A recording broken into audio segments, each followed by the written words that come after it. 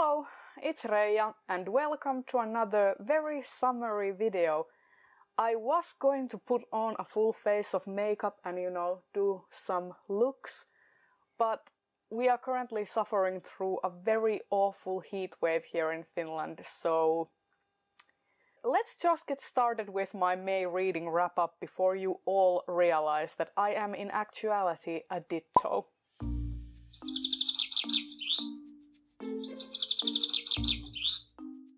May was an interesting month for me. It was the month of contemporaries and audiobooks. I listened to a total of 3 audiobooks and also read comics, and it was just a sort of time where I was looking for comforting reads and looking for easy reads because I was like really pushing through my last months at school. And I had a lot of work. So I listened to a lot of audios when I was doing my exercise and walking around and stuff. But first, let me talk about the one DNF that I had this month, and that was Priory of the Orange Tree by Samantha Shannon. I DNF'd this book at about the 100-page mark, I wanna say, and it wasn't because the book was necessarily bad, it was just that in those first 100 pages the plot hadn't really gotten going at all, and I wasn't invested in any of the characters. There is this impending doom that is surfacing around the land, there is religious turmoil, there is a disconnect between the East and the West, between the dragon-worshipping countries and the countries who worshipped the saint who 1,000 years ago defeated the Nameless One, the huge dragon. And it is said that as long as the line of the saint remains, as long as their bloodline remains alive and well, the Nameless One cannot resurface. And that sounds really interesting. I was also intrigued about the possibility of, a female-female romance, because I don't really get to see that a lot in epic fantasy. And I was expecting to really love it, but in those 100 pages, we got so many name drops, all these, these character name drops, without any context as to who these characters were, and very little in terms of actual world building. I would have wanted to have that context first as to what the world is like, instead of having all these point of view characters talking about other characters whom we either haven't met or don't know anything about. So the first 50 or so pages, I was constantly shaking my head okay, when are we gonna get some character build up, and when are we gonna get some world building? And I just wasn't feeling the book. It took me a very long time to read those 100 pages even. I just wasn't feeling it. So I decided to DNF and move on to more interesting things. As I said, I read a ton of contemporaries and I actually really liked what I read this month. So I am not sure if I'm going to go back to Priory of the Orange Tree. Quite possibly not. I mean, I think 100 pages is a very fair try. I gave it a fair chance, but I just wasn't feeling it. Reading it was a slog. It was very slow, very name-droppy, and I wasn't getting as much of the world building in that time as I would have liked in order to actually feel invested in the world and want to know what happens. So, unfortunately, I think Priory of the Orange Tree and I will not be having a second date. Moving on to the contemporaries, I first want to talk about Taylor Jenkins' Reid, because I listened to both the 7 Husbands of Evelyn, Hugo and the Daisy Jones and the 6 books in audio. And I really loved them. I want to talk about them together because I think they are sort of similar in a sense. They are both kind of historical fiction from a contemporary lens, told through sort of autobiographical style. I have to say that I definitely enjoyed Evelyn Hugo a lot more than Daisy Jones and the Six. I felt that Evelyn Hugo was personally more relatable to me. I liked that Evelyn Hugo as a character was very charismatic and compelling. I feel like the story was very well paced. And yeah, it was just a wonderful time, and the audio narration was done masterfully. I really loved it. And I feel like Evelyn as a character is one of those really dark grey characters. Like she's not a good person, and she owns up to that, and I found that to be really fascinating and fun about her character, because a lot of the time authors are trying to make excuses for their protagonists, but Taylor Jenkins Reid really wrote Evelyn to be a bit of a bastard, really, but she also comes across as a very sympathetic character despite of being a bit of an asshole. And I love that.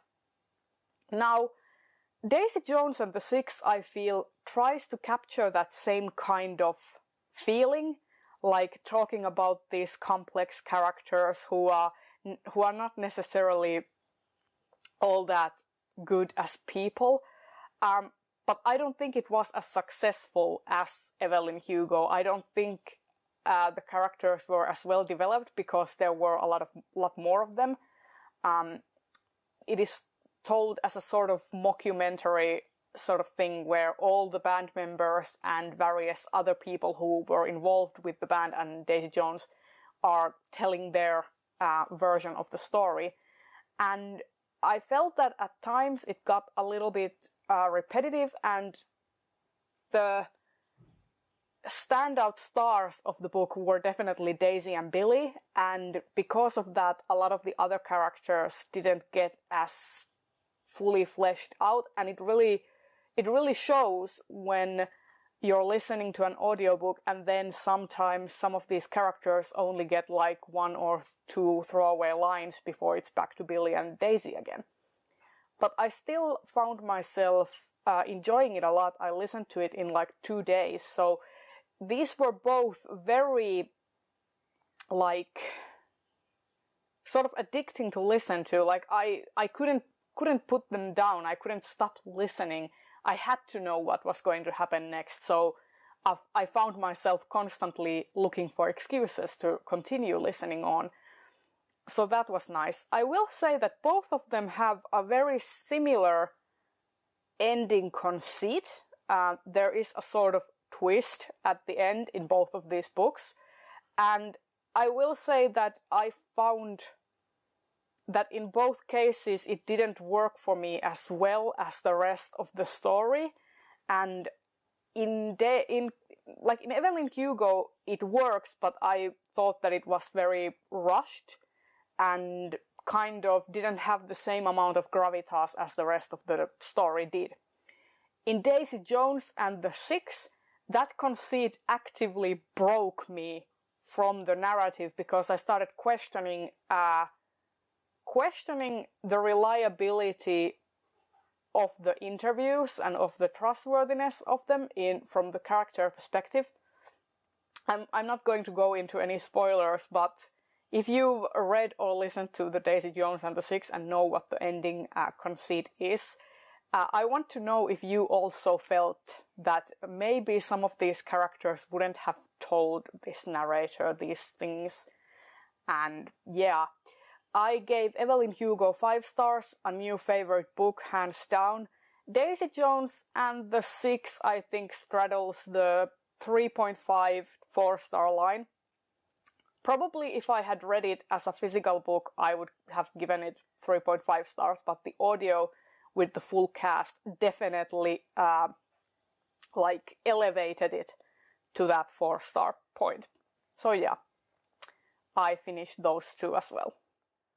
And the last book that I finished in May was American Panda by Gloria Chao, and I also listened to this one on audio, and I thought that it was okay. I especially want to mention that the audiobook narrator is fluent in Chinese, so all of the Chinese idioms and Chinese words are pronounced extremely well.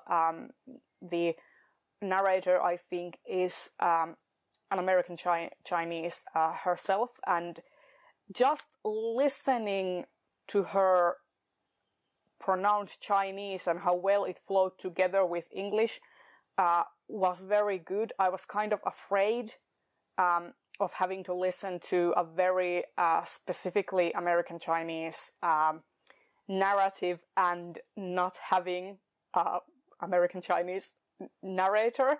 That would have been a really awful thing to listen to, because, you know, badly pronounced Chinese, especially if you are listening from the point of view of a character who supposedly is fluent in Chinese, it's very cringy. So I can attest that this audiobook narration is done fantastically, and it is very good. And this is once again one of those things where I realized that the audiobook narration really elevated the story for me. I think that if I had read this in the physical form, I probably would have given this a lower score, because the story itself isn't all that complex, and a lot of the time I felt that it got a little bit repetitive. The characters were rehashing the same kinds of emotions over and over again, so that got a little bit annoying. And also I felt that the author was a little bit afraid of not having a happy ending, because I was glad that the ending wasn't wrapped up in a neat little bow as far as I was afraid that she was going to do it. There were some things that weren't resolved, and I thought that was more realistic.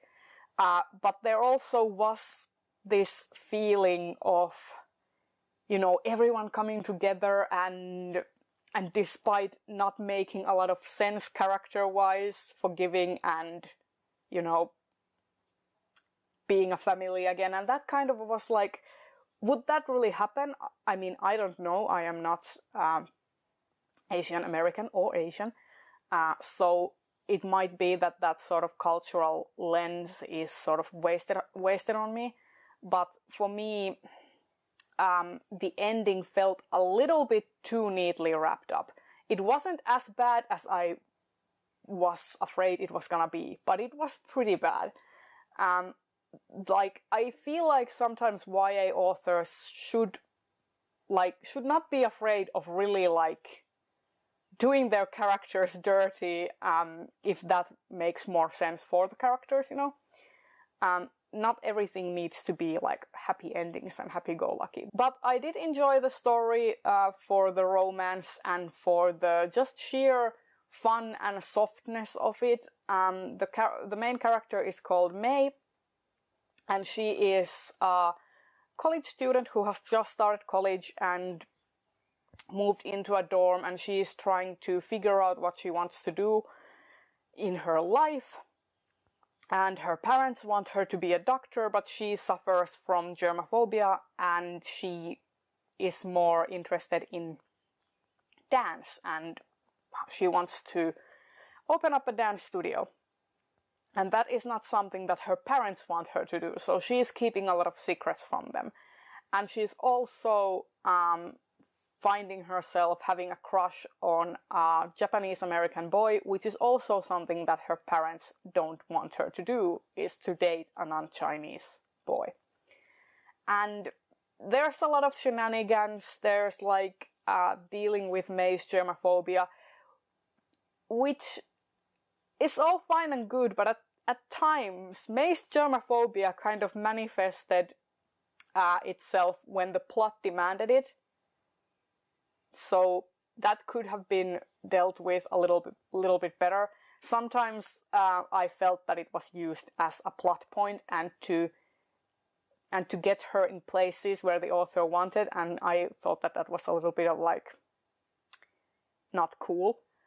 But yeah, it was okay, I enjoyed it, I liked the fluffy romance aspect, and I gave this 3.5 stars. If I had read this in physical form, I probably would have given it 3 stars. And there you have it. This has been my May reading wrap-up. Tell me in the comments if you have read any of these books. Did you agree with me on any of them? And I will see you in another video very soon. Bye bye!